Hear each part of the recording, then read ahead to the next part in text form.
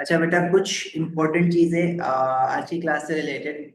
देखें, आप लोगों का एक कॉमन सवाल है हमारे पास कि एक गैस पेपर दे दें। तो एक बात को रियलाइज करो कि आप लोग, मुझे पता है ग्रेड 10 में पीएसटी इस्लामियात उर्दू वगैरह जब दे के आते हैं, उर्दू का तो नहीं होता गैस पेपर आई गेस, लेकिन पीएसटी इस्लामियात में अगर आप रियलाइज करें तो जो क्वेश्चंस आते हैं वो एक लाइन का क्वेश्चन होता है और उसमें आपको कोई नोट लिखना होता है या कोई इंसिडेंट लिखना होता है या कोई इवेंट लिखना होता है या किसी हदीस को डिस्क्राइब करना होता है। इसी तरह same goes in history, geography में नहीं होता होगा बेशक। तो पहले तो आप एक चीज को समझें, आपने ईयरली पेपर्स करना स्टार्ट कर दिए हैं सबने। ठीक है, साथ भी करें और कहीं ना कहीं ईयरली पेपर देखा हुआ भी है, मॉक दिया होगा, कहीं टेस्ट दिया होगा, कुछ तो दिया होगा ना। तो उसमें आपने क्वेश्चंस को स्टाइल देखा है क्वेश्चंस का। क्या आप ये एक्सपेक्ट कर सकते हैं कि कोई इस तरह का गैस आपको बना के दे दे कि इसमें अगर 6 to 7 क्वेश्चंस आ रहे हैं या 8 क्वेश्चंस आ रहे हैं, या ऑर्गेनिक केमिस्ट्री का क्वेश्चन आपके सामने है, इसमें उसने अल्कोहल से स्टार्ट किया और अल्कोहल के रिएक्शंस को डिस्क्राइब करना स्टार्ट किया, एस्टर बना दिया, यहाँ पे गैस दी और ये बना दी। कल को मैं इसी पेपर में अगर कार्बोक्सिलिक एसिड को ले लूं और उसके रिएक्शन दिखा दूं, कार्बोक्सिलिक एसिड मेटल के साथ भी रिएक्ट करते हैं, मेटल ऑक्साइड के साथ भी करता है, मेटल कार्बोनेट के साथ भी करता है, मैं इसी तरह कुछ और यहाँ पे लिख के स्टार्ट कर दूं। आप क्वेश्चन 1 देखते हैं और क्वेश्चन 1 में आपके पास हमेशा एक इस तरह का क्वेश्चन होता है जिसमें वो एक लिस्ट देता है और उसमें से बहुत सारी चीजें पूछता है। ये पूरे थ्रू आउट दिस सिलेबस कहीं से भी कुछ भी कोई क्वेश्चन बना सकता है। तो क्या आप एक्सपेक्ट कर सकते हो कि 9-10 क्वेश्चन आप ऐसे बना दिए जाए आपको कि उसी में से लगे? ऐसा पॉसिबल है? नहीं है। तो अगर आप लोग गैस पेपर के चक्कर में पढ़ रहे हैं, ये this is all for all science subjects, चाहे वो फिजिक्स हो, चाहे वो केमिस्ट्री हो, चाहे वो बायोलॉजी हो। ठीक है, इस तरह के गैस पेपर बनना पॉसिबल नहीं है। हाँ, अगर मैं इस तरह के गैस पेपर बनाने बैठूं ना, तो मैं एटलीस्ट 10 to 15 गैस पेपर बनाऊं। उसको आप करें तो मैं मानूंगा कि हाँ सारी चीजें हो गई। वही काम तो आपका पास पेपर भी कर देगा। अगर आप लास्ट के 5 ईयर करते हैं तो आपके पास ऑलमोस्ट सारे टॉपिक्स इस तरह के होते हैं कि वो आप देखते जाएंगे तो कोई भी कॉन्सेप्ट आपका नहीं रहेगा। अगर आप लास्ट 5 ईयर्स करोगे तो उसमें ऑलमोस्ट सारे कॉन्सेप्ट पे क्वेश्चन जो है वो आ जाते हैं आपके पास। तो ये जो गैस पेपर वाली बात है, ये आप मेरे ख्याल से छोड़ दें। मॉक पेपर हाँ आप जरूर दे सकते हैं, लेकिन उस मॉक पेपर की बेसिस पे आप ये नहीं कह सकते कि बस मैं सिर्फ यही पढ़ के जाऊंगा और मेरा पेपर हो जाएगा। तो ये तो ब्लंडर हो जाएगा, क्योंकि we still have around 3 weeks. 3 weeks पूरे नहीं है, लेकिन कुछ ना कुछ इतना टाइम है कि कोई टॉपिक अगर आप नहीं कर पा रहे हैं अभी तक तो आप वो पूरा कर सकते हैं। अच्छा जी, अब हम क्या करें? हम गैस पेपर तो नहीं कर सकते साइंसेस के सब्जेक्ट में, तो ये तो मैंने आपको क्लियर कर दिया। तो आप, जो मैं आपको बात कर रहा हूँ कि आप पास पेपर जब करेंगे तो उसमें से कुछ फ्रिक्वेंटली आस्क्ड टॉपिक्स या फ्रिक्वेंटली आस्क्ड कॉन्सेप्ट्स आपके पास मिल जाएंगे। वो मैंने कंपाइल कर दिए लास्ट 10 ईयर्स 15 ईयर्स को देख के, कि जो एग्जामिनर टाइम टू टाइम पूछता रहा है और जिसके पूछने के चांसेस ज्यादा हैं। हाँ, कुछ चीजें ऐसी हैं, कुछ कॉन्सेप्ट ऐसे हैं जो कि मैं खुद कहता हूँ कि भाई इसके आने के चांसेस बहुत ज्यादा है। वो किस बेसिस पे मैं कह रहा होता हूँ? वो इस बेसिस पे मैं कहता हूँ, मुझे पता है 2023 में एक सिलेबस अपडेट आई थी, एक मैसिव शिफ्ट आया था ओ लेवल और आईजीसीएसई के सिलेबस में। उसके हिसाब से जो न्यूली टॉपिक्स एडेड थे उनमें से कुछ क्वेश्चंस बन गए, कुछ नहीं बने। और जब भी हमेशा न्यू चीजें ऐड होती हैं सिलेबस में तो वो उनको बार बार टेस्ट करता है। ठीक है, अब वो चीजें जो नहीं आई, जो अब अभी तक उसने टच नहीं किए 2023 के अपडेट के बाद से, तो उसके चांसेस क्या ज्यादा नहीं है आने के? तो वो चीजें मैं बताता हूँ कि हाँ ये तो आएगा आएगा, इसके बहुत हाई चांसेस हैं आने के। जैसे जो नई चीजें एडिड हुई हैं वो हम बताते हैं, अब उसमें से 10 to 15 मार्क्स आपके ऐसे ही बन जाएंगे। तो आपने इस तरह से लेके चलना है। आपने गैस टॉपिक नहीं, आपने इंपॉर्टेंट टॉपिक्स पूछने हैं, आपने इंपॉर्टेंट कॉन्सेप्ट पूछने हैं जिसपे क्वेश्चन बन सकते हैं। तो आज हम पहले तो पूरे सिलेबस में केमिस्ट्री के जो जो कॉन्सेप्ट्स हैं जिन पे क्वेश्चंस बनते हैं या जिन पे हाईली एक्सपेक्टेड है क्वेश्चंस बनना, हम उनको डिस्कस कर रहे होंगे। तो ये हमने एक हेडिंग डाली है, frequently asked topic concept of theory paper. ये अभी आप लोगों को भी मिल जाएगी इसकी हार्ड कॉपी, लेकिन आप लोग अभी अपने पास नोट टेकिंग जरूर करें, क्योंकि ये तो एक से लिस्ट नहीं, इस लिस्ट में किस किस तरह से क्या क्या चीजें पूछ सकता है वो मैं आपको बताने वाला हूँ। तो आज का काम जो है वो बहुत इंपॉर्टेंट है। ये तुम्हारे पास पूरा सिलेबस सामने आ जाएगा कि ऐसी क्या क्या चीजें हैं जो आपको स्टिल पढ़नी है या आप पढ़ेंगे। हमारे पास जो सिलेबस के हिसाब से फर्स्ट चैप्टर होता है वो होता है states of matter. States of matter में क्या क्या चीजें इंपॉर्टेंट हैं? देखिए भाई, डेफिनेशन ऑफ डिफ्यूजन, सिर्फ डेफिनेशन नहीं डिफ्यूजन की, इसके साथ साथ और क्या क्या चीजें इंपॉर्टेंट है वो ये कंपेयर करवा सकते हैं या करवाते हैं हमेशा। कि विच गैसेस डिफ्यूज फास्टर, जिन गैसेस का मास लाइटर होता है दे डिफ्यूज फास्टर। ठीक है, तो आपने क्या क्या बातें लिखनी है यहाँ पे, डेफिनेशन के साथ साथ आपको क्या वो कंपेयर करवा सकता है, रेट ऑफ डिफ्यूजन। और रेट ऑफ डिफ्यूजन किस बेसिस पे कंपेयर कराता है, on the basis of mass of gases. heavier gases they diffuse slower and lighter gases they diffuse faster. Rate of diffusion on the basis of mass. इसके अलावा states of matter में define the structure of solid, liquid and gases in terms of particle separation, motion and arrangement. अच्छा, ये वाला जो question है ना, ये वाला concept was highly ignored for past 5 to 6 years. Reason being that used to be very simple. मतलब आपसे पूछा जा रहा है कि सॉलिड्स में पार्टिकुलर अरेंजमेंट कैसी है, solids are close together, liquids में particles they can move about each other, gases में particles are far apart from each other. लेकिन इसको ना अब वो पूछ रहा है, अगर आप रिसेंट ईयर्स देखें तो उसमें वो पूछ रहा है सेपरेशन अलग डिस्कस करें, मोशन अलग डिस्कस करें, अरेंजमेंट अलग डिस्कस करें। जहां पे आप मार्क्स लूज करना शुरू कर देते हैं। अगर आप अपनी केमिस्ट्री की बुक्स खोले, केमिस्ट्री से भी पीछे चले जाओ, साइंसेस में चले जाओ, तो जो साइंसेस की आपकी बुक होती थी ग्रेड 5 ग्रेड 6 में, उसमें भी ये पहला चैप्टर होता था, उसमें भी वो आपको डायग्राम देता था सॉलिड, लिक्विड और गैसेस की।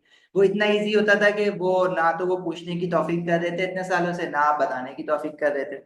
बहरहाल जब आप सेपरेशन की बात करेंगे तो सॉलिड्स में आप लिखेंगे कि particles are close together, liquids में आप लिखेंगे particles are slightly apart from each other, gases में आप लिखेंगे particles are far apart from each other.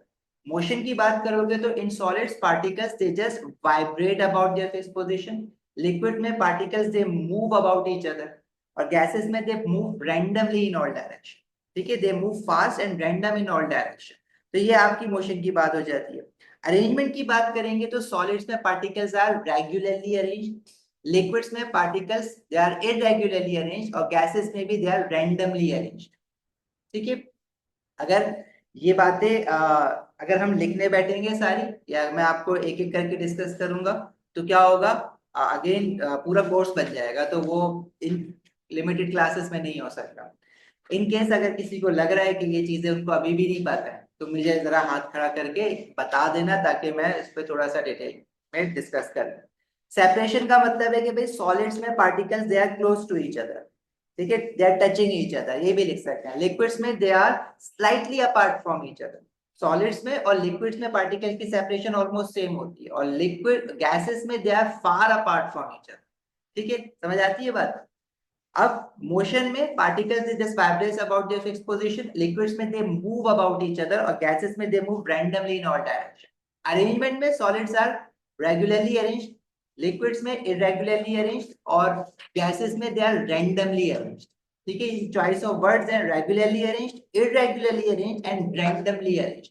ठीक है, आप गैसेस में भी इरेगुलरली अरेंज लिख सकते हैं, लेकिन वो अरेंज ही नहीं होते ना, हम इसलिए कहते हैं रैंडमली अरेंज, कुछ भी कोई भी कहीं भी मिल सकता है। लिक्विड्स में इरेगुलरली अरेंज मतलब है आसपास लेकिन आगे पीछे है।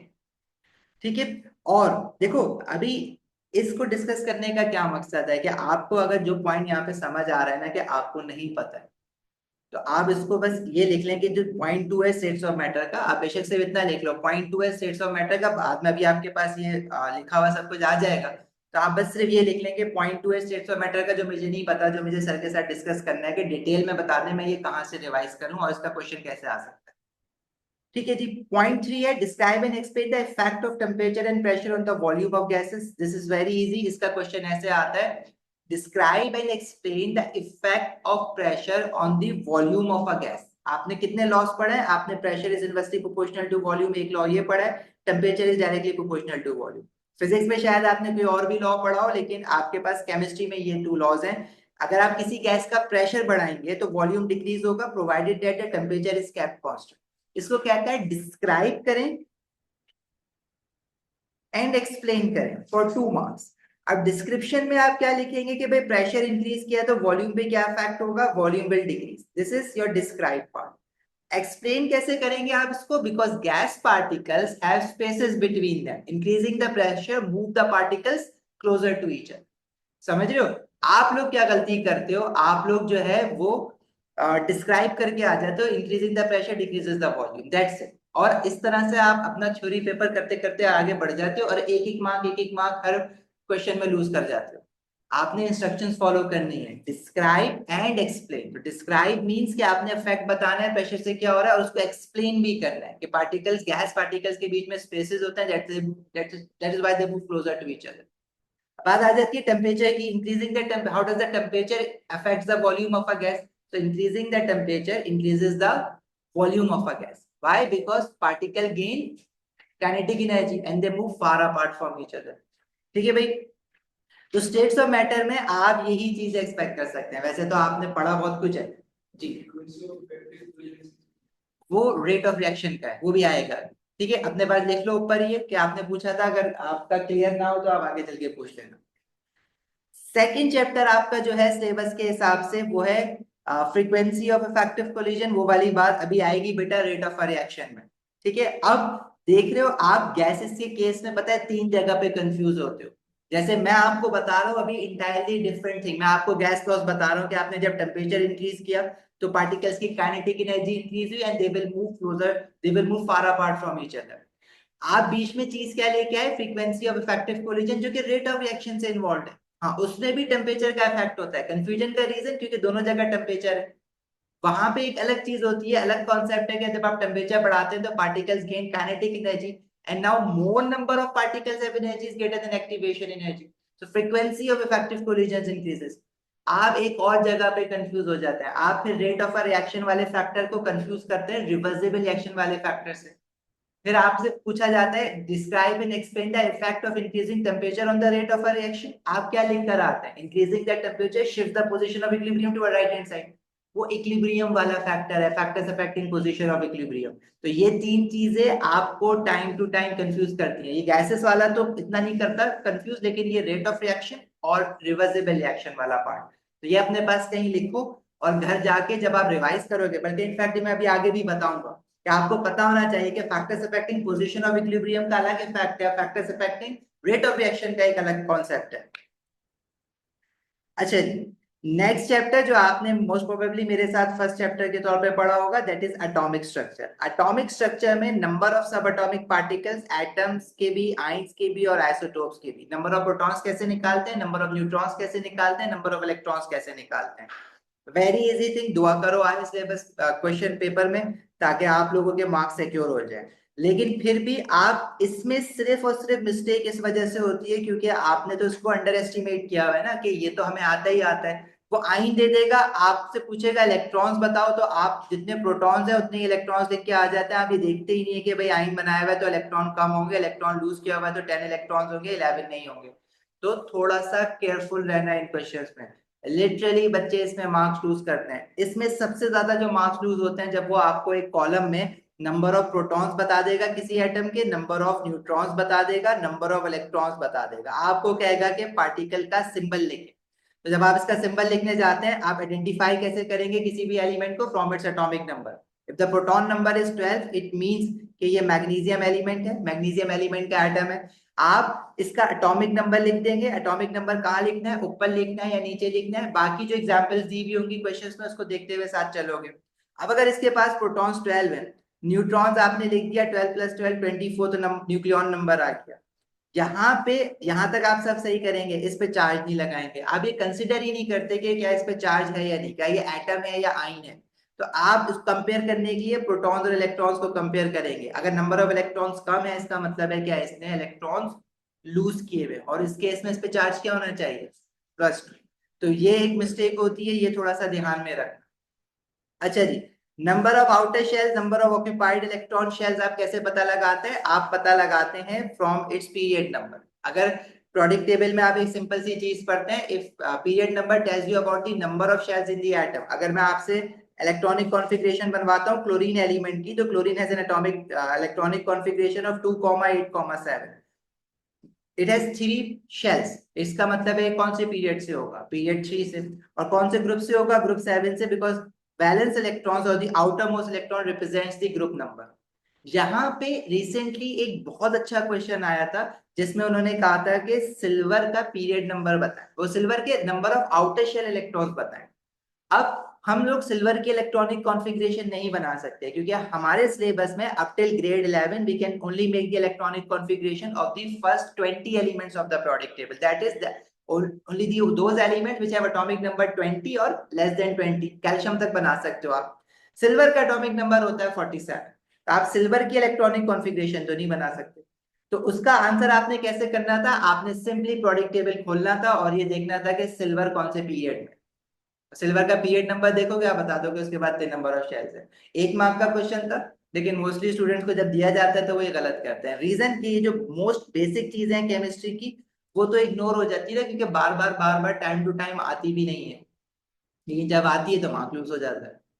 अच्छा भाई, उसके बाद जो मोस्ट इंपॉर्टेंट काम इस चैप्टर में रिसेंट ईयर्स में हमारे पास है, वो है आइसोटोपिक अबंडेंस वाला, calculation of relative atomic mass of an element using percentage या आइसोटोपिक अबंडेंस।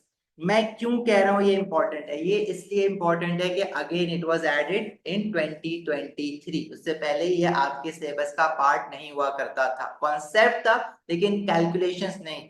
सिंपल, इसमें क्या होता है, अगर मैं आपसे कहता हूं कि हमें किसी भी एलिमेंट की अगर बात की जाए तो सारे एलिमेंट्स के आइसोटोप्स होते हैं। आपको डेफिनेशन ऑफ आइसोटोप्स याद होनी चाहिए। Isotopes are the atoms of the same element with same number of protons but different number of neutrons. अब लेट्स से क्लोरीन एलिमेंट जो है उसके we have 2 isotopes, one with the mass number 35 and one with the mass number 37। अब सवाल ये आता है कि प्रोडक्ट टेबल में आप इसमें से कौन सा आइसोटोप रखेंगे, तो आप दोनों आइसोटोप्स तो नहीं रखते, सिर्फ एक रखते हैं। हम करते क्या है कि इनका एवरेज मास लेके क्लोरीन एलिमेंट को रिप्रेजेंट करते हैं, लेकिन एवरेज मास हम ऐसे नहीं लेते कि दोनों को ऐड करके डिवाइड बाय 2 कर दिया। वो तो हम उस केस में करते हैं ना जब दोनों की परसेंटेजेस इक्वल हो। अब यहाँ पे जब नेचर में हमें क्लोरीन मिलता है, तो क्लोरीन जो है 35 वाला आइसोटोप हमें 75% मिलता है और 37 वाला आइसोटोप हमें 25% मिलता है। तो हम क्या करते हैं, we take average on the basis of their percentage. 75% हम लेंगे क्लोरीन 35 वाला आइसोटोप, तो उसको कैसे लेंगे, 75/100 इंटू 35 एंड 25/100 इंटू 37। इससे हमारे पास वैल्यू आती है 35.5। यहां तक तो सही है। अब इन्होंने जो है ना इस क्वेश्चन को करा है घुमाना स्टार्ट। किस तरह से, अब वो परसेंटेजेस के बजाय रेशियोज दे रहा है 3:1। बोला है इसको जो मास निकलते हैं ना हमारा, इसको हम एवरेज मास कहते हैं या रिलेटिव एवरेज एटॉमिक मास भी कहते हैं या रिलेटिव एवरेज आइसोटोपिक मास भी कहते हैं। कितने नामों से ये पूछा जा रहा है, इसको रिलेटिव एवरेज एटॉमिक मास भी कह रहे हैं, इसको आइसोटोपिक मास भी कह रहे हैं। अब आपसे परसेंटेज दे देता है तो आपने प्रैक्टिस करी नहीं, अगर आपको वो रेशियो दे रहा है तो आपकी प्रैक्टिस नहीं है, क्योंकि आपके पास इस तरह के क्वेश्चंस आएंगे। आप रेशियो को कैसे यूज करेंगे भाई, जैसे फ्रैक्शन यूज करते हो। टोटल कितने हैं, 3 + 1 4, तो परसेंटेज ऑफ क्लोरीन या फ्रैक्शन ऑफ क्लोरीन कितना हो जाएगा, 3/4 इंटू 35 प्लस 1/4 इंटू 37। सेम चीज है ना भाई, सेम है। आप 3/4, या अगर आप 75/100 कर रहे थे तो ये क्या बन रहा था, 3/4 तो बन रहा था, 25/100 क्या बन रहा था, 1/4 तो बन रहा था। तो अगर इसकी प्रैक्टिस नहीं की हुई है तो इसकी प्रैक्टिस जरूर करना है, क्योंकि ये हाईली एक्सपेक्टेड है थ्योरी पेपर में। थ्योरी में नहीं तो एमसीक्यू। एमसीक्यू में वैसे इसका सवाल अभी तक ग्रेड 11 में बना नहीं है, लेकिन थ्योरी पेपर में बनाना स्टार्ट कर दिए इन्होंने। परसेंटेजेस बेटा आपको गिवन होंगी, परसेंटेजेस आपको याद नहीं करनी है। मोर ओवर इसमें जो है एक काम और किया जा सकता है कि अगर मैं आपसे कहूं कि मेरे पास 2 आइसोटोप्स हैं बोरॉन के, एक का एटॉमिक नंबर लेट्स से 5 है और एक का एटॉमिक नंबर जो है वो 7 है, और इनमें से किसी एक आइसोटोप की मैं आपको परसेंटेज, या अगर मैं किसी भी आइसोटोप की परसेंटेज ना दूं और आपको एवरेज मास बता दूं कि एवरेज मास जो है वो 6.9 आ रहा है इसका, तो क्या मुझे बता सकते हो अगर इस आइसोटोप की परसेंटेज में एक्स कह रहा हूं तो दूसरे की क्या होगी। सिंपल मैथ्स करनी है भाई, टोटल परसेंटेज कितनी होती है, 100। एक आइसोटोप की एक्स है तो दूसरा कितना होगा, 100 माइनस एक्स। क्या इसको आप सॉल्व कर सकते हैं, अलजबरा आती है, इतनी मुश्किल काम है लेकिन आप सॉल्व कर सकते हैं। अगर मैं कह रहा हूँ ये x% है तो क्या हो जाएगा, x/100 into 5 plus 100 minus x whole divided by 100 into 7 is equal to 6.9। तो यहाँ से आप वैल्यू ऑफ एक्स निकालेंगे। थोड़ी बड़ी कैलकुलेशन होगी। क्या आपको लगता है कि ग्रेड 11 में आपको इस चीज को टेस्ट किया जा सकता है, of course calculated allowed in chemistry के सारे कंपोनेंट्स में। हाँ, क्या आपको लगता है इस चीज को टेस्ट किया जा सकता है, कर चुका है, ठीक है, आ गया है इसका क्वेश्चन, तो आपकी ये अलजेब्रा भी स्ट्रांग होनी चाहिए, आप प्रैक्टिस करेंगे, आप कहेंगे तो मैं आपको इसका क्वेश्चन निकाल के दे दूंगा, लेकिन इसको आप सॉल्व कर सकते हैं, इसमें कोई बहुत बड़ी बात नहीं है। 5x/100 प्लस 7 जो है वो 100 से भी मल्टीप्लाई होगा, 7x से भी मल्टीप्लाई होगा, डिवाइडेड बाय 100 इक्वल टू 6.9। 100 का एलसीएम लोगे, राइट साइड पे डिवाइड करोगे और x को सॉल्व कर दो, डिड्यूस कर सकते हो कितने मार्क्स के लिए आया होगा। 1 मार्क के लिए। ठीक है, अब बच्चे शोर करते हैं कि हम 1 मार्क के लिए इतना करें, मोस्टली बच्चे बैठ के वहां कंफ्यूज हो गए, नहीं 1 मार्क के लिए कुछ और करना होगा। ठीक है, नहीं बेटा, ये कोई बहुत ही अनयूजुअल क्वेश्चन नहीं है, हम लोग ए लेवल में ये क्वेश्चन हमेशा से आता रहा है और वहां पे भी यही सॉल्व होता था। इसमें हम लोग तुक्के मार के इधर उधर के आंसर निकाल तो देते हैं, लेकिन आपके लिए बेस्ट है कि आप इसको सॉल्व करेंगे, और hardly you will take around 30 seconds, अगर आपका माइंड फोकस्ड है ना कि मुझे ये करना ही ऐसे। अगर आप बीच में सोच रहे हो ना कि नहीं कुछ और होगा, कर भी रहे हो साथ साथ और सोच भी रहे हो कि नहीं नहीं नहीं कुछ और होना चाहिए, कुछ और होना चाहिए, तो आप फोकस नहीं है माइंड आपका, तो उसमें आप गलतियां कर दोगे अलजेब्रा में। अदरवाइज क्या मुश्किल है बेटा, 100 का एलसीएम क्या होगा, 100 होगा। आपने 6.9 100 जब डिनोमिनेटर में लाओगे तो वहां जाके मल्टीप्लाई करोगे, 5x - 7x जो भी होगा 700 वहां ले जाके माइनस करो, 5 - 7 जो वैल्यू आएगी एक्स की वो कोफिशिएंट उठा के राइट साइड पे डिवाइड कर दो। तो ये मुश्किल मैथ्स तो नहीं है आपके लिए, बस फर्क क्या है कि मैथ्स के पेपर में नहीं बैठा हुआ क्वेश्चन, केमिस्ट्री के पेपर में तो आपने इस मैथ्स को इतना मुश्किल बना दिया कि नहीं भाई ये क्या हो गया हमारे लिए। अच्छा भाई, नेक्स्ट चैप्टर जो आपने पढ़ा था that was chemical bonding. Chemical bonding में dot and cross diagram of simple covalent molecule, कुछ आप प्रैक्टिस करते हैं डॉट एंड क्रॉस डायग्राम, जैसे कि nitrogen, hydrogen, chlorine, bromine, methane, ethane, propane तक भी बनाई है आप, अल्कोहल की भी बनाई हुई है आपने, कार्बन डाइऑक्साइड बनाया हुआ है आपने। लेकिन अब जो डॉट एंड क्रॉस डायग्राम्स आ रही है ना वो इंटायरली डिफरेंट आ रही है, जो शायद आपने कभी देखी भी ना हो।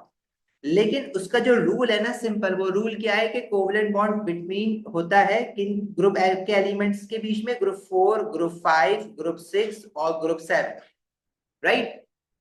तो ग्रुप 4 के elements they make 4 covalent bonds, group 5 elements they make how many covalent bonds, 3 covalent bond, group 6 element they make 2 covalent bond, group 7 element they make 1 covalent bond. और जो हाइड्रोजन होता है वो भी कोवलेंट बॉन्डिंग करता है 1 covalent. तो one, if an atom is making 1 covalent bond it means it will share 1 electron. ठीक है, if you have 2 bonded atoms जो आपस में बॉन्ड हुए हैं and let's say both have to make a 1 covalent bond, they will share 2 electrons between them. तो ये आपने सिर्फ शेल्स में इलेक्ट्रॉन्स फिल करने होते हैं। आती है डॉट एंड क्रॉस डायग्राम बनाना भाई सबको, पक्की बात है। आगे बढ़ूं इससे, आयनिक बॉन्डिंग की डॉट एंड क्रॉस डायग्राम बनाना आती है। आयनिक बॉन्डिंग में जब अगर मैं डॉट एंड क्रॉस डायग्राम बना रहा हूँ लिथियम क्लोराइड,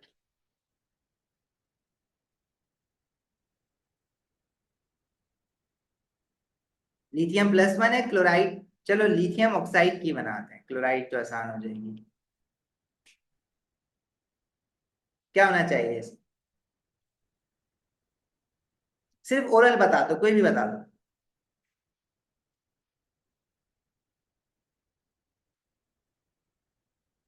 क्या हो दिखाओ। अच्छा ये हो गया, हाँ तो दे देना।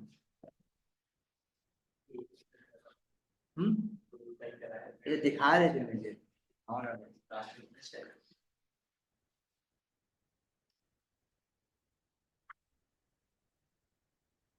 चलिए से।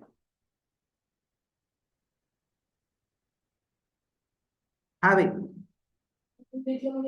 2 लिथियम हो जाएंगे, एक ऑक्सीजन हो जाएंगे। मुझे एक बात बताओ, कितने शेल्स बनाओगे, सिर्फ आउटर मोस्ट शेल बनाओगे? लिथियम आयन जो बनेगा उसका जो शेल होगा उसमें कितने इलेक्ट्रॉन शो करोगे लिथियम आयन के शेल?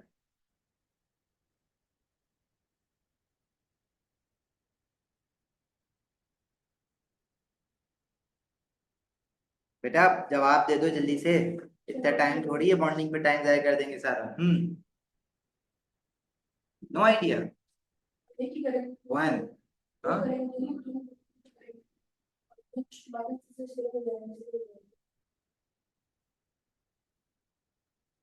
क्यों डरा रहे हो भाई?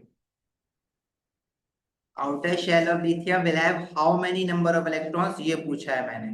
2 2 2 2। देखिए भाई, लिथियम का एटॉमिक नंबर है 3, इसके इलेक्ट्रॉनिक कॉन्फ़िगरेशन 2,1। ऑक्सीजन का एटॉमिक नंबर है 8, इलेक्ट्रॉनिक कॉन्फ़िगरेशन 2,6। लिथियम जब आयन बनाएगा तो उसकी इलेक्ट्रॉनिक कॉन्फ़िगरेशन क्या हो जाएगी 2, because it will lose 1 electron from its outer shell.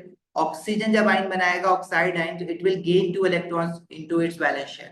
तो lithium ion would be this, which have 2 valence electrons in its shell, क्योंकि लास्ट शेल जो होता है इसका, इसके पास एक शेल और था लिथियम एटम के पास, वो लूज हो, तो जो सेकंड लास्ट शेल है वो अब आउटर मोस्ट शेल बन गया। तो इसमें कितने इलेक्ट्रॉन्स दिखाओगे? दो। आप लोग कितने दिखाते हैं? आप लोग दिखाते ही नहीं।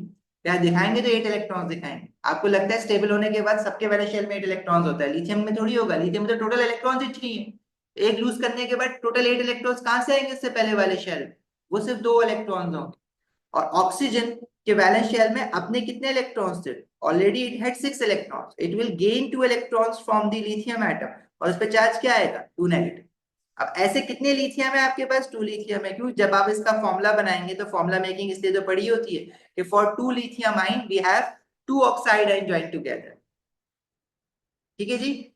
तो ये आपने आयनिक बॉन्डिंग इस तरह से बनानी है। और कोवलेंट बॉन्डिंग की जो डॉट एंड क्रॉस डायग्राम बनाने के लिए आती है, नहीं, लिथियम पे +1 चार्ज होगा, लिथियम ग्रुप 1 का एलिमेंट है, it is losing 1 electron, +2 charge नहीं होगा इसमें। ठीक है भाई।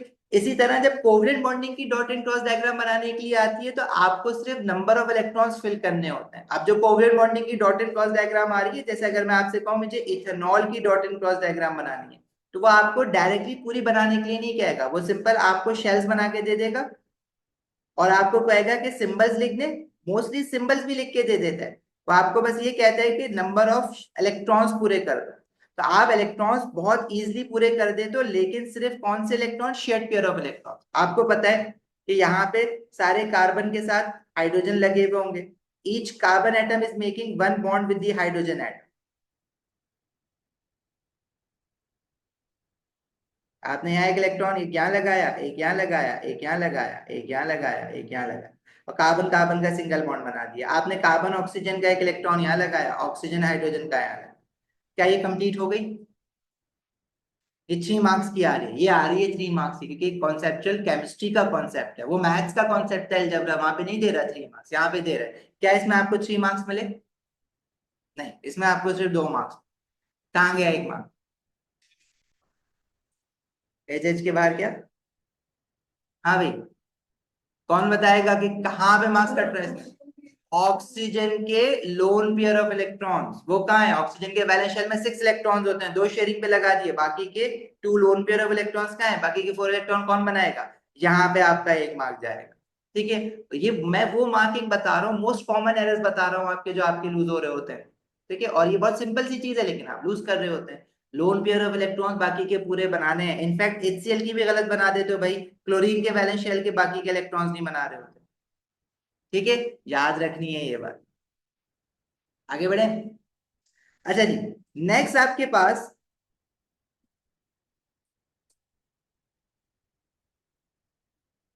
मेटालिक बॉन्डिंग की डायग्राम, लेबल डायग्राम की जरूर प्रैक्टिस कर लेना। रिवाइज, देखो रिवीजन पूरी मेटालिक बॉन्डिंग हम डिस्कस नहीं करेंगे अभी, हमें जरूरत नहीं है, बट मेटालिक बॉन्डिंग की लेबल डायग्राम जरूर प्रैक्टिस कर लेना। ठीक है।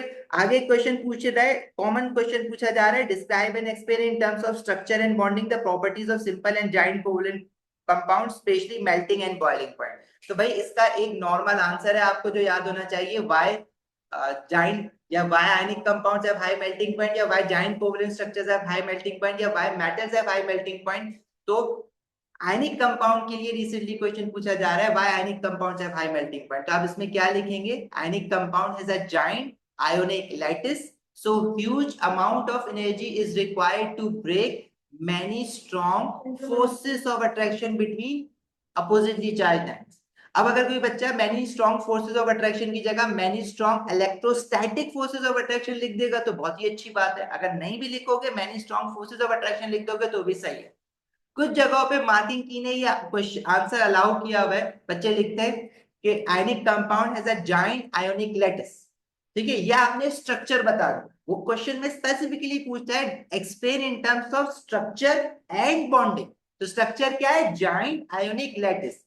बॉन्डिंग भी आ गई इसमें, स्ट्रक्चर भी आ गया, क्योंकि आपने आयनिक कवर्ट लगा दिया और जाइंट कवर्ट लगा दिया तो स्ट्रक्चर भी आ गया, जाइंट लैटिस कह दिया तो स्ट्रक्चर भी आ गया।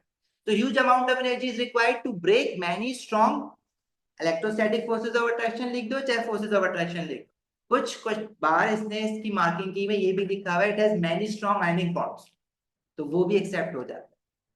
अगर आप भूल जाओ ना इनकेस क्या इलेक्ट्रोस्टैटिक फोर्स ऑफ अट्रैक्शन, चलो फोर्सेज ऑफ अट्रैक्शन आप मैनी स्ट्रॉन्ग आयनिक बॉन्ड लिख दो, कोवलेंट में क्या लिखोगे, मैनी स्ट्रॉन्ग कोवलेंट बॉन्ड, बाकी का आंसर सेम रहेगा। Covalent compound, giant covalent structures, या कोई भी सिलिका है या डायमंड है या ग्रेफाइट है, आप क्या कहेंगे, it is a giant covalent structure, so huge amount of energy is required to break many strong covalent bonds. ठीक है, अगर आप लिख देंगे many strong forces of attraction तो वो तो बहुत ही अच्छी बात है, लेकिन इन केस अगर फंस जाओ तो मैनी स्ट्रॉन्ग कोवलेंट है तो कोवलेंट बॉन्ड लिख देना, आयनिक है तो आयनिक बॉन्ड लिख देना, मेटल है तो मेटालिक बॉन्ड लिख देना। ठीक है, वरना क्या लिखोगे, फोर्सेज ऑफ अट्रैक्शन। अच्छा, अब मोल्स, मोल्स में आपके पास बहुत सारी चीजें हैं, मोल्स को तो हम अलग से डिटेल में डिस्कस करने वाले हैं, इसलिए मोल्स का भी मैं थोड़ा जल्दी जल्दी बता देता हूँ। अभी तक जो मैंने बातें की हैं वो आप लोग खुद रिवाइज करेंगे, मोल्स में तो हम सारे कॉन्सेप्ट अभी खुद रिवाइज डिटेल में रिवाइज करने वाले हैं। मोल्स में आप mole and the Avogadro constant, Avogadro constant is very important, why 2023 के बाद इसकी वैल्यू यूज करवाना शुरू की है 6.02 एक्सपोनेंट 23, तो इससे रिलेटेड क्वेश्चन। मोल्स की जो आप लोगों की टेंशन है ना कि मोल्स नहीं हो रहा, तो मोल्स में जो हम इन क्लासेस में क्वेश्चंस करेंगे वो ही क्वेश्चंस इनफ है मोल्स की प्रैक्टिस करने के लिए, आपको इसके अलावा मोल्स खोल के देखना नहीं पड़ेगा पेपर 2 के लिए। तो वो कुछ स्पेसिफिक क्वेश्चंस मैं करवाऊंगा, वहीं पे पूरा मोल्स हो जाएगा आप लोगों का। नंबर ऑफ पार्टिकल्स निकालना, कंसंट्रेशन के क्वेश्चंस, एम्पिरिकल फॉर्मूला, टाइट्रेशन के क्वेश्चंस, और स्पेशली लिमिटिंग एंड एक्सेस वाला। लिमिटिंग एंड एक्सेस वाला कॉन्सेप्ट अगर आपको तंग करता है तो मैं आपको एक बड़ा सिंपल सा इसका रूल बताऊंगा, एक ट्रिक बताऊंगा, उससे आपके पास पूरा क्वेश्चन हो जाएगा, आपको कुछ सोचना समझना ही नहीं पड़ेगा। बहरहाल मोल्स के बारे में हम पूरी डिटेल में डिस्कस करने वाले हैं, तो अभी मोल्स के ऊपर हम टाइम वेस्ट नहीं करते। मूविंग ऑन, इसके बाद आपके पास जो टॉपिक्स इंपॉर्टेंट है या जो कॉन्सेप्ट इंपॉर्टेंट है वो है इलेक्ट्रोकेमिस्ट्री में रिडॉक्स रिएक्शन। रिडॉक्स रिएक्शन में आपको क्या चीज पता होनी चाहिए, देखो भाई, रिडॉक्स रिएक्शन में एक finding the oxidation number of an element in a compound, this is very very important. क्यों इंपॉर्टेंट है, किसी भी एलिमेंट में, किसी भी कंपाउंड में किसी एलिमेंट के ऑक्सीडेशन नंबर्स या ऑक्सीडेशन स्टेट निकालना इसलिए इंपॉर्टेंट है क्योंकि ये भी ऐड हुआ है सिलेबस में 2023 के बाद। अगर मैं कहता हूँ सल्फ्यूरिक एसिड में आप सल्फर की ऑक्सीडेशन नंबर बताएं मुझे, तो उसके लिए आपने कुछ रूल्स याद किए हुए, क्या रूल्स है वो, हाइड्रोजन का ऑक्सीडेशन नंबर हमेशा क्या रहता है, +1, ऑक्सीजन का ऑक्सीडेशन नंबर हमेशा क्या रहता है, -2, इस पे कोई ओवरऑल चार्ज नहीं है, ओवरऑल चार्ज क्या है, इस पे 0 है। तो इसका अगर मैं आपसे कहूँ इसमें सल्फर एलिमेंट का ऑक्सीडेशन नंबर निकालें तो आप किस तरह से निकालेंगे, आपने हाइड्रोजन का इसमें ले लिया +1, सल्फर का आपने ले लिया इसमें x, और ऑक्सीजन का आपको पता है -2, ओवरऑल इस मॉलिक्यूल पे कुछ नहीं लिखा हुआ तो मतलब ओवरऑल चार्ज क्या है, 0 charge. Hydrogen we have 2 hydrogen, 2 into +1, sulphur we have 1 sulphur, 1 into x, oxygen हमारे पास 4 है तो 4 - 2, ओवरऑल क्या बन जाएगा, 0। तो यहां से आप x की वैल्यू निकालेंगे जो कि पॉजिटिव x है, पॉजिटिव 6 आएंगे। बेटा ऑक्सीडेशन नंबर अगर रिवाइज करना सीखना है तो मैं किसी और क्लास में ये आपको रिवाइज करवा दूंगा, लेकिन मैं आपको बस ये चीज बता रहा हूँ कि ये चीज इंपॉर्टेंट है। अब इन केस अगर आप लोगों में से ज्यादा लोगों को प्रॉब्लम है, नहीं आते हैं ये ऑक्सीडेशन नंबर निकालना, तो इसके लिए हम फिर एंड में एक अलग क्लास रख लेते हैं, इसको फिर हम सॉल्व करवा देते हैं, या फिर आज की क्लास को थोड़ा सा एक्सटेंड करके ये तो कुछ स्पेशली ये वाली जो चीज है ये तो हम एटलीस्ट आज ही पढ़ लेते हैं। अच्छा जी, तो इसके अलावा question involving change in oxidation number, जब आप ऑक्सीडेशन नंबर निकालना सीख लेंगे तो आप किसी भी रिएक्शन में डिफरेंट एलिमेंट्स की ऑक्सीडेशन नंबर निकाल के ये बता सकते हैं कि इसका ऑक्सीडेशन नंबर इंक्रीज हो रहा है या डिक्रीज हो रहा है। On the basis of that you will be able to decide which element is getting oxidise and which element is getting reduce. अगर किसी एलिमेंट का ऑक्सीडेशन नंबर इंक्रीज हो रहा है तो उसका मतलब क्या है, वो क्या हो रहा है, ऑक्सीडाइज या रिड्यूस।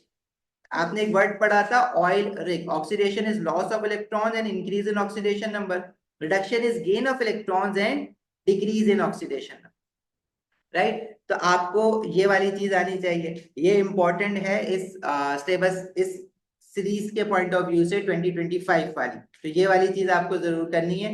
आप अगर कहेंगे तो आज क्लास के बाद थोड़ा सा एक्सटेंड करके इस चीजों को डिस्कस कर लेंगे। इलेक्ट्रोलिसिस, अच्छा इलेक्ट्रोलिसिस का जो क्वेश्चन है ना वो ऑन एंड ऑफ चलता है, ठीक है, इलेक्ट्रोलिसिस कभी नहीं देते, पूरा पूरा कुछ भी नहीं देता इलेक्ट्रोलिसिस में, कभी कभार देने पे आता है तो दे देता है। 2024 में इलेक्ट्रोलिसिस का गुड क्वेश्चन डाल दिया। 2025 में जो आपकी फैब मार्च की आईजी की सीरीज हुई है, इलेक्ट्रोलिसिस नहीं दिख रहा उसमें।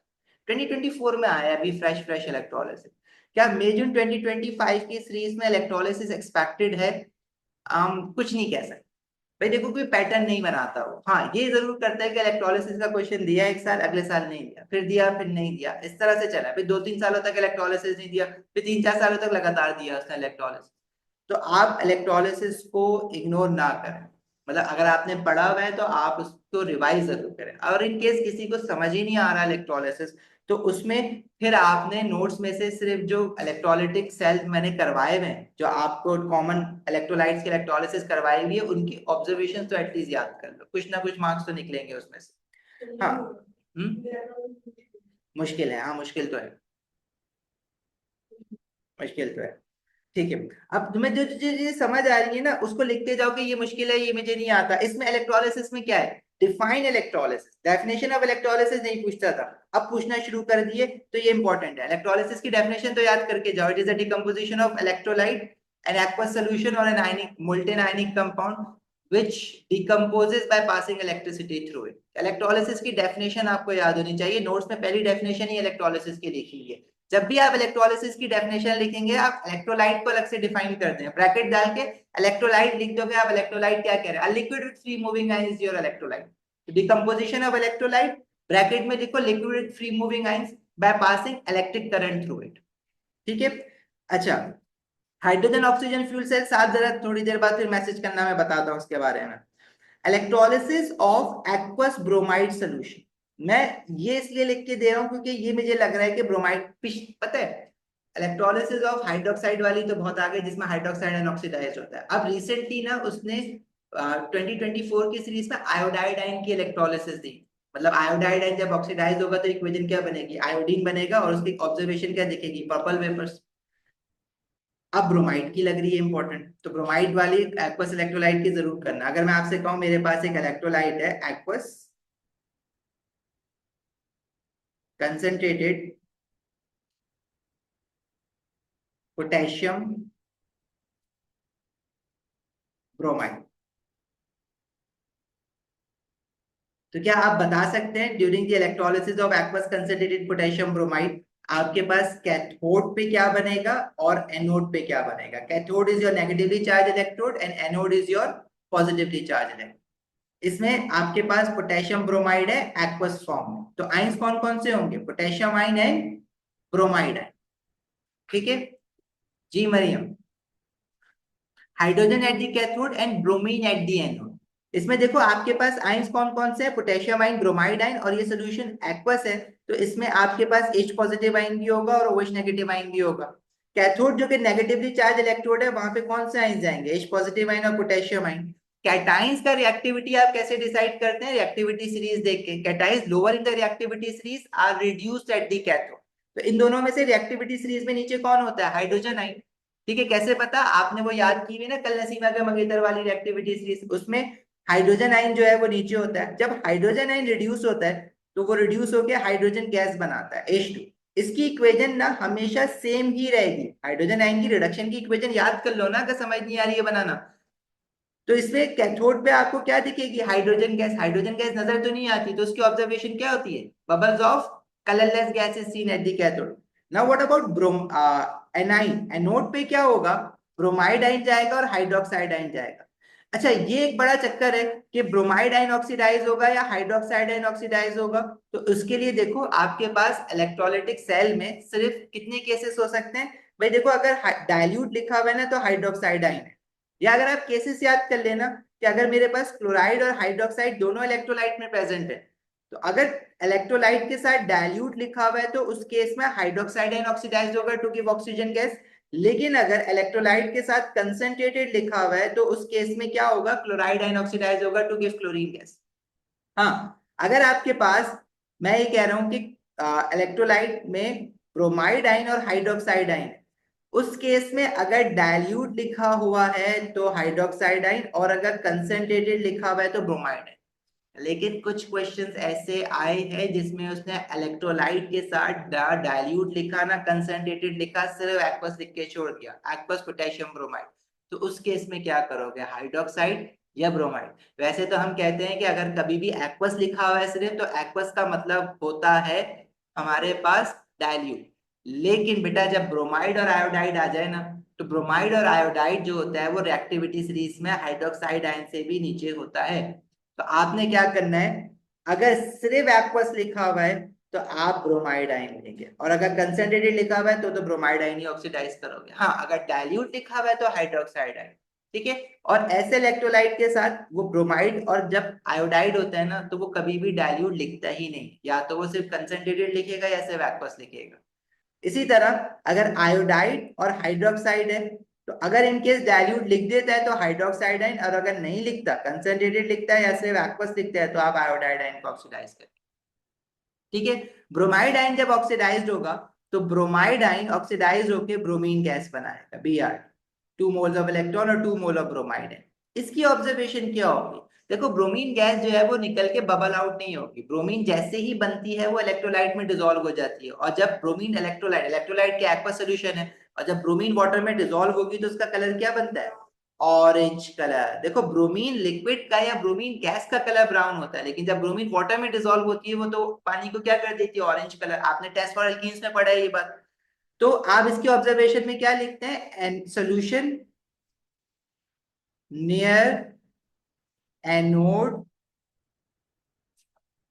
टर्न्स ऑरेंज, ऑरेंज कलर का होता है, ये बात देखनी होती है आप। और अगर आयोडाइड आयन बनेगा, आयोडीन ऑक्सीडाइज होगी, तो solution near anode turns iodine का, एक्वस आयोडीन का कलर क्या होता है, जो कॉमन कलर्स दिए हैं वो याद करो। ठीक है। आयोडीन अगर बनेगी तो solution at near anode becomes brown in colour, aqueous iodine is brown in colour, aqueous bromine is orange in colour. Aqueous chlorine अगर बनेगा, Cl2 बनेगी अगर गैस इलेक्ट्रोलाइट में, तो कलर क्या हो जाएगा नियर एनोड, पेल ग्रीन या लाइट ग्रीन। सही है, ये कलर याद रखना है आप। येलो नहीं होता, येलो नहीं होता। पर्पल आयोडीन वेपर्स के कलर होते हैं। देखो इनके जो कलर्स है ना हेलोजेंस के, ये आपको मिलेंगे प्रोडिक्ट टेबल के चैप्टर में। आपने ये याद रखना है कि आयोडीन सॉलिड ब्लैक कलर का होता है, आयोडीन गैस या आयोडीन वेपर्स जो होते हैं वो पर्पल कलर के होते हैं, और आयोडीन लिक्विड फॉर्म में होता ही नहीं है क्योंकि वो सबलाइम कर जाता है। आयोडीन एक्वस फॉर्म में जो होता है वो सोल्यूशन ब्राउन कलर का होता है। तो आपको याद रखने पड़ेंगे, इसका और कोई हल नहीं है मेरे पास। कैथोड पे रिडक्शन होती है, बिल्कुल रिडक्शन होती है। अच्छा, अभी देखो आपके पास इलेक्ट्रोलिसिस में एडवांटेजेस। अच्छा, इलेक्ट्रोप्लेटिंग वाला कॉन्सेप्ट जरूर रिवाइज करना है, electroplating and purification of metals, ये इंपॉर्टेंट है इस साल के हवाले से। Advantages and disadvantages of hydrogen oxygen fuel cell. Hydrogen oxygen fuel cell का वर्किंग मैकेनिज्म आपको नहीं पढ़ना है, आपको सिर्फ एडवांटेज, एक एडवांटेज और एक डिसएडवांटेज याद कर लो। एडवांटेज क्या है, एनवायरमेंटल फ्रेंडली है। डिसएडवांटेज क्या है, एक्सपेंसिव है। बस बहुत है आपके लिए हाइड्रोजन ऑक्सीजन फ्यूल सेल, इससे ज्यादा टाइम लगाने की जरूरत नहीं है इस पे। हाँ, गैस आयोडाइड से जो आयोडीन गैस बनेगा सॉल्यूशन के अंदर, ब्रोमाइड से जो ब्रोमीन गैस बनेगा वो पानी में बनते ही डिसॉल्व हो जाएगा। हाइड्रोक्साइड आयन की इक्वेशन 7 ऑक्सीडेशन की, वो आपको बेटा याद करनी है, उसको बनाने का तरीका आप नहीं सीख सकते। वो इक्वेशन क्या है, 4 mole of hydroxide ion will oxidize to produce 1 mole of oxygen, 2 mole of water and 4 mole of electrons. Right. Chemical energetics का जो चैप्टर है उसमें जो इंपॉर्टेंट चीजें हैं जो मुझे लग रहा है आपके पास, calculation of enthalpy change of reaction using bond energy values, ये भी 2023 में ऐड हुआ है। इसके बेतहाशा क्वेश्चन 2023 से अब तक आपके पास जमा हो गए, एमसीक्यूज में भी आ रहा है, ये थ्योरी में भी आ रहा है। ठीक है। आप इसके आईजीसीएसई के भी क्वेश्चंस निकाल के कर सकते हैं। आईजी में ये पहले से हुआ करता था, लेकिन अब जब सिलेबस सेम हुआ है तो ये ऑटोमेटिकली ओ लेवल में भी इंक्लूड हो गया है। तो इसके क्वेश्चंस आप लोगों ने करने हैं। इसमें देखो जो फॉर्मूला यूज होता है वो heat energy absorb at the reactant side minus heat energy release at the product side, ये फॉर्मूला यूज होता है इसमें। ठीक है। इन केस अगर वो कोई, अच्छा एमसीक्यूज में आपसे जो इंथैल्पी चेंज कभी कभार एनर्जी प्रोफाइल डायग्राम से निकलवाता है, तो यहाँ पे वो प्रोडक्ट का एनर्जी दे देता है इंथैल्पी चेंज, या रिएक्टेंट का एनर्जी या इंथैल्पी चेंज दे देता है। तो जब आप इसमें इंथैल्पी चेंज निकालते हैं तो आप enthalpy of product minus enthalpy of reactant करते हैं। लेकिन जब आप बॉन्ड एनर्जी डाटा यूज करते हैं, बॉन्ड एनर्जी डाटा का क्या मतलब होता है कि आपके पास बॉन्डिंग गिवन होती है और आपको बता देता है कि कार्बन हाइड्रोजन का जो बॉन्ड है उसकी जो बॉन्ड एनर्जी की वैल्यू है, लेट्स से वो 460 किलो जूल पर मोल है। जब इस तरह का जब क्वेश्चन आता है तो आप क्या करते हैं, लेफ्ट हैंड साइड पे मतलब लेफ्ट हैंड साइड पे जितने भी बॉन्ड्स हैं उनकी बॉन्ड एनर्जीज को ऐड करेंगे। तो all bond energies at the reactant side minus all bond energies at the product side, उससे एंथैल्पी चेंज आप निकालने होते हैं। तो यहाँ पे जो है फॉर्मूला अपोजिट हो जाता है, आप कंफ्यूज हो जाते हैं कि हम प्रोडक्ट माइनस रिएक्टेंट करें या रिएक्टेंट माइनस प्रोडक्ट करें। याद रखो, जब भी आपके पास बॉन्ड एनर्जी डाटा गिवन होगा तो आप क्या करेंगे, रिएक्टेंट माइनस प्रोडक्ट। और बॉन्ड एनर्जी डाटा अगर गिवन है और इन केस अगर आपके पास ये प्रोफाइल दी हुई है और इसमें ग्राफ से आप इंथैल्पी चेंजेस देख के इंथैल्पी चेंज निकाल ले तो आप प्रोडक्ट माइनस रिएक्टेंट करेंगे। आप ऐसे याद कर ले, डायग्राम अगर गिवन है या ग्राफ अगर गिवन है तो मैं प्रोडक्ट माइनस रिएक्टेंट लगाऊंगा, और अगर ये बॉन्ड एनर्जी डाटा गिवन है तो मैं रिएक्टेंट माइनस प्रोडक्ट लगाऊंगा। सही है। तो ये वाली चीज भी आपको हर हाल में रिवाइज करनी है। साथ साथ में डेफिनेशन ऑफ अ कैटलिस्ट भी रिवाइज कर लेना। कैटलिस्ट की डेफिनेशन काफी टाइम से आई नहीं है, एक्सपेक्टेड है कि आ जाए आपके पास। चलें आगे जी।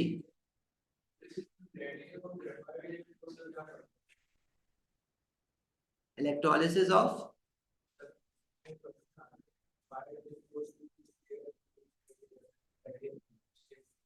बिल्कुल। देखिए भाई, आपके पास जो इलेक्ट्रोलिसिस है वो दो तरह की है। एक है आपके पास इनर्ट इलेक्ट्रोलिसिस और एक है आपके पास एक्टिव इलेक्ट्रोलिसिस। इनर्ट इलेक्ट्रोलिसिस जब आप करते हैं तो आपकी जो एनोड है वो डिसॉल्व नहीं होती है, और जब आप एक्टिव इलेक्ट्रोलिसिस करते हैं तो जो आपकी एनोड है वो डिसॉल्व हो जाती है। इनर्ट इलेक्ट्रोलिसिस कब होती है, जब आप कार्बन इलेक्ट्रोड यूज करें, कार्बन को हम ग्रेफाइट भी कहते हैं। और क्या कोई और इलेक्ट्रोड ऐसा है जिसको यूज करके हम इनर्ट इलेक्ट्रोलिसिस कर सकते हैं? यस, एक मेटल है प्लेटिनियम मेटल, जो कि बहुत लीस्ट एक्टिव मेटल है। तो अगर कभी क्वेश्चन में ग्रेफाइट या कार्बन इलेक्ट्रोड यूज हुआ हुआ है या प्लेटिनियम इलेक्ट्रोड यूज हुआ हुआ है तो उसका मतलब है वो इनर्ट इलेक्ट्रोलिसिस है। और इसको यूज करने से क्या होता है, इसको यूज करने से हमारे पास इलेक्ट्रोलिसिस इनर्ट रहती है। इसका रीजन क्या लिखते हैं, because these do not dissolve during the electrolysis, so the electrolysis is inert electrolysis. Active electrolysis क्या है कि अगर आप किसी मेटल की एनोड को यूज कर रहे हैं, लेट्स से आपने मेटल लिया है कॉपर एज अ एनोड, और अगर उसी मेटल का मेटल आयन आपके पास इलेक्ट्रोलाइट में प्रेजेंट है, कॉपर 2 पॉजिटिव आयन प्रेजेंट है इन the form of copper 2 sulphate, copper 2 nitrate और एनी कॉपर सॉल्युबल सॉल्ट, तो आपके पास जो केस बनेगा वो एक्टिव इलेक्ट्रोलिसिस का बनेगा। और एक्टिव इलेक्ट्रोलिसिस के केस में हमेशा एनोड क्या हो जाती है, डिसॉल्व हो जाती है। तो आपको एनोड और कैथोड की इक्वेशंस बनानी आनी चाहिए, बहुत सिंपल सी होती है। कॉपर की अगर आपने एनोड ली है तो एनोड पे आप कॉपर को ऑक्सीडाइज कर दो और कैथोड पे इन्हीं कॉपर आइंस को आप रिड्यूस कर दो, तो ये आपके पास एनोड और कैथोड की इक्वेशंस बन जाती है। ठीक है भाई, क्लियर है यहाँ तक?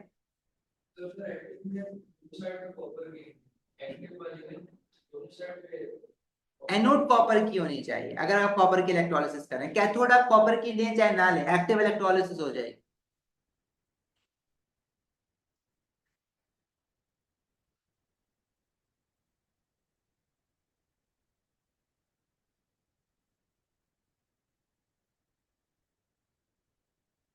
देखिए भाई, जब हाइड्रोक्साइड एंड ऑक्सीडाइज होता है तो एनोड पे ऑक्सीजन गैस बनती है और उसकी ऑब्जर्वेशन होती है bubbles of a colourless gas. Hydrogen oxygen fuel cell के बारे में मैं आपको सिर्फ ये बता रहा था कि अभी लास्ट सीरीज में हाइड्रोजन ऑक्सीजन फ्यूल सेल में ये पूछा था कि जो हाइड्रोजन ऑक्सीजन फ्यूल सेल के लिए आप गैसेस यूज करते हैं वो कौन सी होती हैं, तो वो हाइड्रोजन और ऑक्सीजन होती है। कहाँ से आती है? Oxygen comes from the fractional distillation of liquid air, और हाइड्रोजन कहाँ से आती है? Cracking of petroleum. दूसरी बात और क्या पूछ सकता है हाइड्रोजन ऑक्सीजन फ्यूल सेल में? Advantage and disadvantage. तो एडवांटेज क्या है हाइड्रोजन ऑक्सीजन फ्यूल सेल का? सबसे बड़ा, it is environmental friendly because the only by product that we get is water in the form of steam. और disadvantage क्या है कि वो एक्सपेंसिव होता है। अच्छा, ये जो तो आप मुझे टॉपिक्स कह रहे हैं ना बेटा बताने के लिए, जो ये तो मैं आपको ओवरव्यू दे रहा था कि क्या क्या चीजें इंपॉर्टेंट हैं जिसको आप गैस पेपर मांगते हैं ना, तो मैं गैस पेपर तो नहीं दे सकता। हाँ, I have come up with something कि आप ये वाले टॉपिक्स नहीं छोड़िएगा, इनसे रिलेटेड क्वेश्चन जरूर कीजिएगा। अब in case if you are expecting कि हम इन सारी चीजों को डिटेल में जाके रिवाइज करें, तो आप अपने पास ये सारी चीजें लिख लें। मैं इनकी अलग से फिर क्लासेस स्केड्यूल करूंगा, क्योंकि ये तो पूरा कोर्स तो हम डिस्कस नहीं कर सकते। यहाँ पे जो एक्सपेक्टेड टॉपिक्स मैंने आपको बताना शुरू किए ना, ये अभी मैं यहाँ पे होल्ड करूंगा and we will move towards the chapter moles, क्योंकि मैं चाहता हूँ आज आप मोल्स इतना पढ़ जाएं कि मोल्स का एग्जाम हो जाए, आपका मोल्स में कोई क्वेश्चन ना फंसे आप।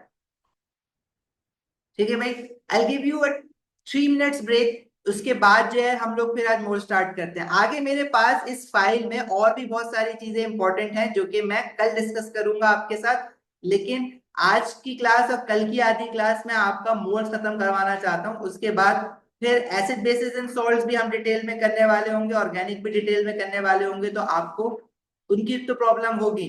बाकी ये जो मिसलिनियस टॉपिक्स थे इनको थोड़ा थोड़ा इसलिए बताना जरूरी था कि इन केस अगर इनमें से आपने कोई चीज अभी भी छोड़ी हुई है तो आप उसको जरूर प्रैक्टिस कर लें।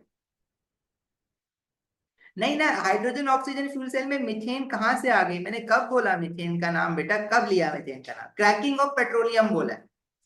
ठीक है, और मीथेन को आप क्रैक नहीं कर सकते हैं। एक कार्बन एटम को कहाँ से क्रैक करोगे? एटलीस्ट दो तो हो क्रैक करने के लिए।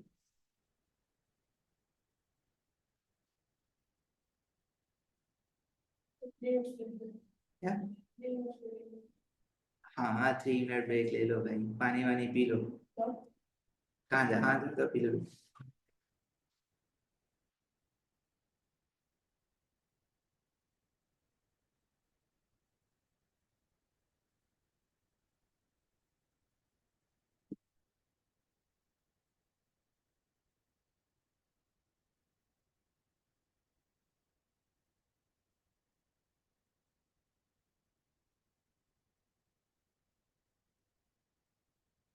बेटा मैसेज